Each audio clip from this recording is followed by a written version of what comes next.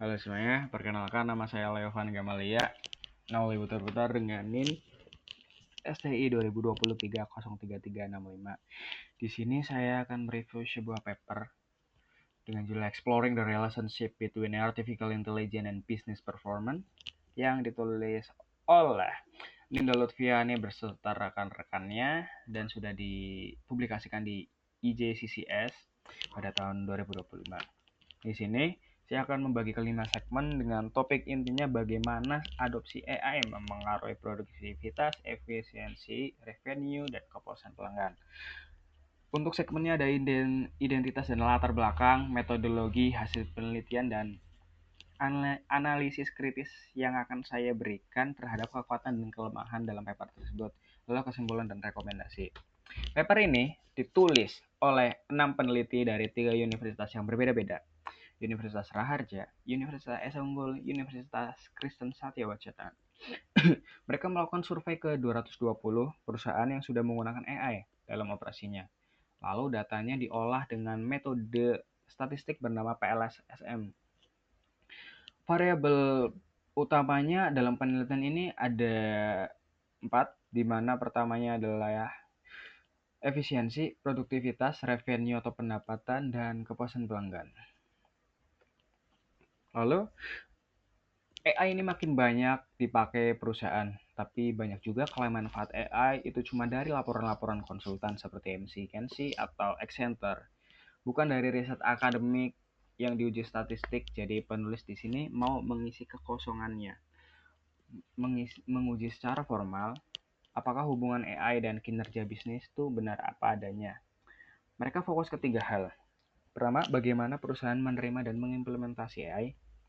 Kedua, bagaimana dampaknya ke kinerja bisnis dan tantangannya apa saja yang muncul saat adopsi AI, misalnya soal keamanan data dan perubahan struktur kerja. Lalu tujuan penelitian di sini menguji hubungan antara artificial intelligence dan kinerja bisnis menggunakan metodologi PLSSM dengan bantuan software Smart PLS. Mereka mempunyai 4 hipotesis.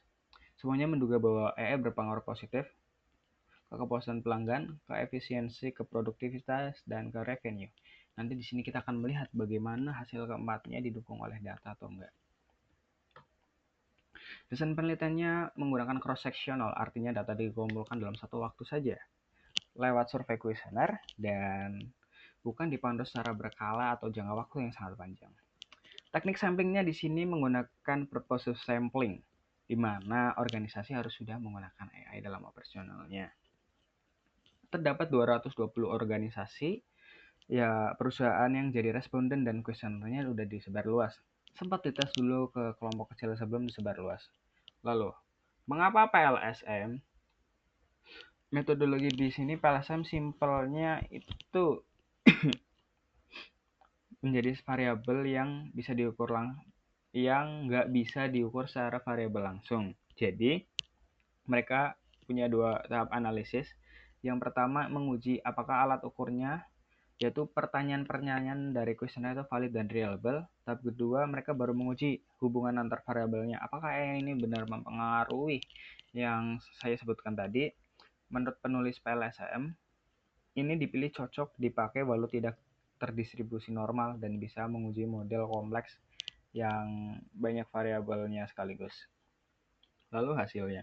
Untuk hasil validitas dan reliabilitas semua variabel AI, kepuasan pelanggan, efisiensi, produktivitas, revenue itu semuanya memenuhi syarat. Nilai Cronbach's alpha-nya di atas 0,7, composite reliability-nya di atas 0,7, dan AVE-nya di atas 0,5.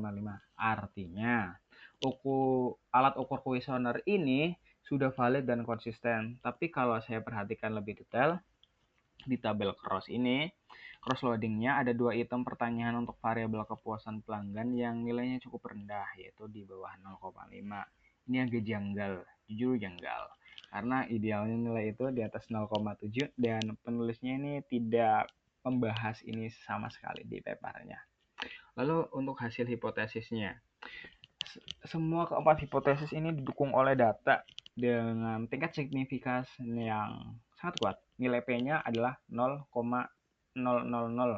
jauh di bawah batas 0,05. Jadi secara statistik, AI ini memang terbukti berhubungan dengan keempat kinerja yang saya sebutkan tadi.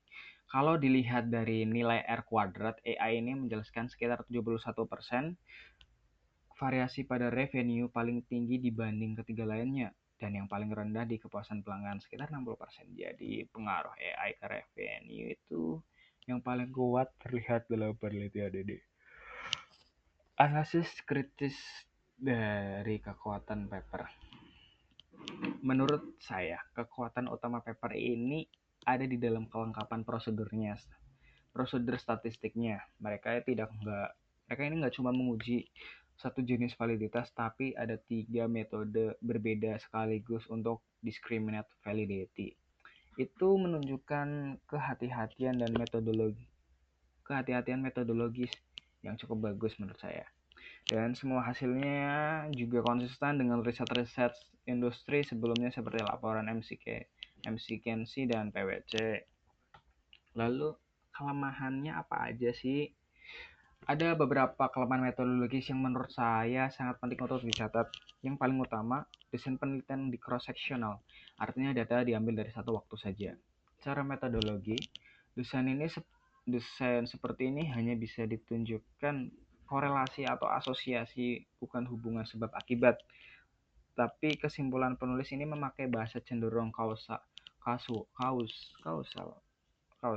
misalnya penyebutan EH sebagai driving force atau pendorong utama kenaikan revenue ini agak berlebihan untuk desain penelitian seperti ini. Kedua, tadi saya sempat singgung ada 2 kuesioner untuk kepuasan pelanggan yang nilainya rendah, tapi tidak dibahas atau dijustifikasi sama sekali oleh penulis. Ketiga, karena semua data baik dari variabel AI maupun variabel lainnya dikumpulkan dari sumber dan waktu survei yang sama. Jadi ada resiko yang disebut common method bias.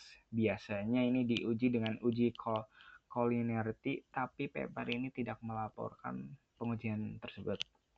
Terakhir, paper ini juga menjelaskan secara rinci bagaimana sebenarnya penggunaan AI ini diukur di kuesioner, jenis AI-nya apa, sudah berapa lama dipakai, seberapa intensif. Padahal ini variabel paling penting di penelitian mereka. Jadi agak sulit kalau mau direplikasi peneliti lain.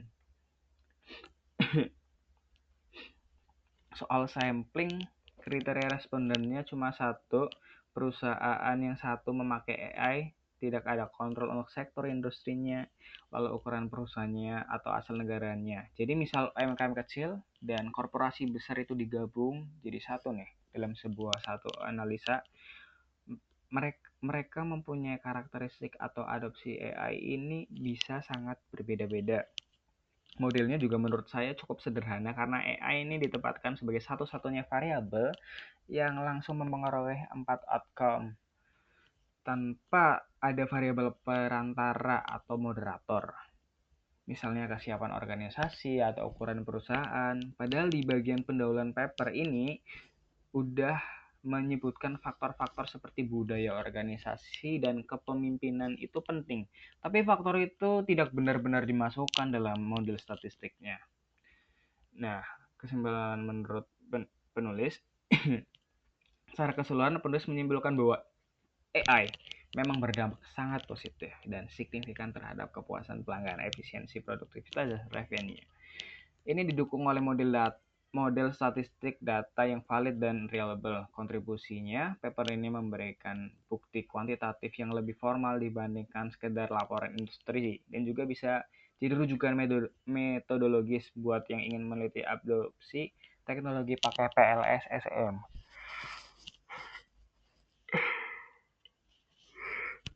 Sorry. Kalau penelitian ini dilanjutkan, menurut saya ada beberapa hal yang bisa diberbagi. Pertama, pakai desain longitudinal supaya klaim hubungan sebab akibatnya ini jauh lebih kuat. Kedua, tambahkan juga uji common method bias. Ketiga, masukkan variabel moderator seperti ukuran perusahaan. Dan terakhir, jelaskan lebih rinci bagaimana variabel AI bisa diukur supaya penelitian ini bisa direplikasi peneliti lain. Jadi, Itu dia review paper dari saya untuk UAS metodologi penelitian. Terima kasih sudah menonton. Saya Lovan Gamalia Nole Bentar-Bentar dengan NIM saya 2023 033365. Terima kasih. Selamat beraktivitas.